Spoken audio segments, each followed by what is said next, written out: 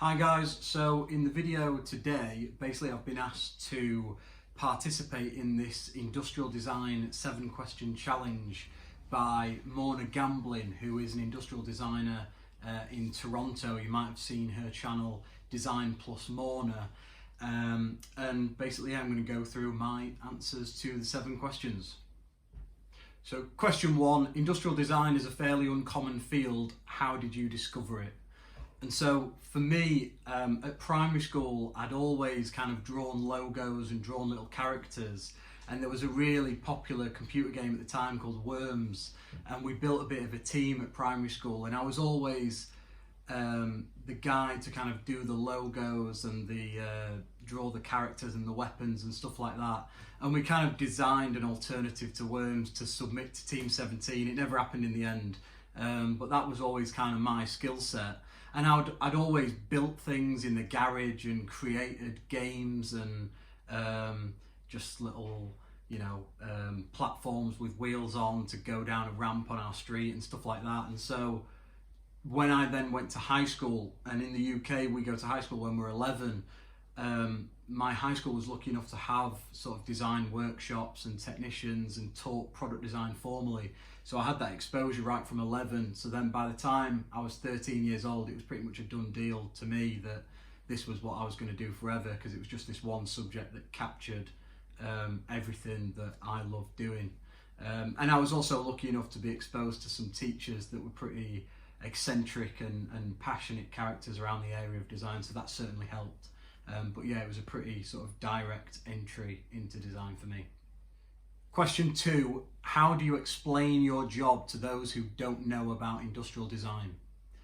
So for this one, I do a bit of an exercise that's almost like a bit of a day in the life exercise that you might do as a thought process within a design project. And I did it, I remember the first time I did it, I kind of wanted to capture the attention of one particular person at an event that I went to. And so I kind of ran it through with him. He wasn't someone who was in design, but he was definitely someone worth knowing. And so what I tend to do is ask someone how they slept that night, the night before. And then I'll ask them what time they woke up. And then I'll ask them how they knew what time it was when they woke up. I'll then ask them what they did next, which will either be, put on some clothes, in which case I'll point out sort of almost like what those clothes were, and then ask them what they did next. So did they go and go to the kitchen and make breakfast, or did they go and get a shower? And essentially what I'm getting them to do is almost just realise how many products they come into contact with just in the space of about 15 seconds. Whether you roll out of bed, the bed itself had to be designed. Your head was laid on a cushion, that cushion had to be designed. So we've got textiles, we've got furniture design. That person probably turned a light switch on, engaging with the shower controls, the taps, the products that they buy to do their hair or shampoo, whatever. And then through the process of making their breakfast, of using a toaster or the packaging from the food, and basically just kind of making them really realise that every single thing that they ever interact with had to be designed. And there's a skill set that's involved in designing each of those products. And so most people have actually probably never thought about that before, that every single thing they touch was designed. And so they kind of find it quite fun. And then I'll add an extra layer to it, which is say they touch the kettle, and we kind of go through all these objects that they touched within the first 10 minutes of their day. I'll pick on something like their computer or their TV or the kettle or their phone and ask them why they bought that one over another one. And then they might start to say things like, oh, well, the other one didn't have this feature, or I didn't like the other one, the way it looked, or the material, or just the handle, it didn't pour as well, or whatever. So it's kind of basically getting them to convince themselves of the value of industrial design and sort of understanding what it is without me really having to sell them on it. So the next time someone asks you and they've never heard of it before, maybe just take them on that exercise. Question 3, what inspirations have developed your ID style? I suppose for me, the main thing that's contributing and inspiring the solution in any project is just a total understanding of the user, the context of the problem, the environment in which the product is used, and just a really thorough understanding of the problem and the requirements of the project. So that's kind of first and foremost. Largely in terms of visual design, as part of my job, I'm either interpreting a visual brand language that I'm sort of encompassing in new products, or driving the creation of a new visual brand language, in which case it's driven by what the brand is already and the sort of thoughts and feelings of its owners. So I kind of have a style and a flavour to what I do in how I approach those things, more so than a sort of direct, constant inspiration across all projects. I'd say also, look, there's people like Joni Ive and Dieter Rams and Bill Moggridge and some great designers, sort of design celebrities, if you like, who are definitely inspirational, but I think the people who've probably had more of an impact on my life have been the people that I've been lucky enough to work with. And so when I first moved to IDC, that was largely because the design director at the time was a guy called Mark Tanner, who'd done 25 years at IDEO. So I got to learn from him, and he mentored me, and especially in terms of like front end design strategy and just what to think about as a whole, and how to approach sort of defining the characteristics of the solution, and just a thorough understanding of the whole context of the problem and the user. I'd say also I've been impacted by just my friends and the people that I know and people who've started businesses, as well as I'm quite a keen reader in the sort of areas of design, business, sales, communication, marketing, psychology, philosophy. So I'd say I kind of take a bit of everything from everyone. Question 4, which company would you love to design a product for? So for me, I don't actually care too much who the company are or the brand for the projects that I work on. For me, it's kind of mainly driven by the characteristics of the project more so than the company that it's for. So for instance, the first one would definitely be that there's some form of positive contribution. Whatever we're working on must improve quality of life to some extent. So there's kind of a scale to that, and sometimes it's a bit more obvious in some projects than others. So whether it's a sort of life-saving surgical instrument, or whether it makes a violin sit more comfortably on your shoulder by a small amount, those are kind of two different scales, but they're both positive contributions to some extent. So they're increasing the joy and appreciation for someone somewhere. So that'd kind of be one of the main characteristics. Another one would be that it must be intended to be manufactured and sold at scale. And so that's what makes industrial design what it is. It's not craft. We're not designing one piece for one buyer. Industrial design is the design of products for mass production. We're using mass production techniques. And so it means that positive contribution is at scale on more people, but also there are a set of challenges and a skill set that come with designing for a larger market. So that would definitely be one of the characteristics as well. Another one for me would be to incorporate and be working with some sort of new technology.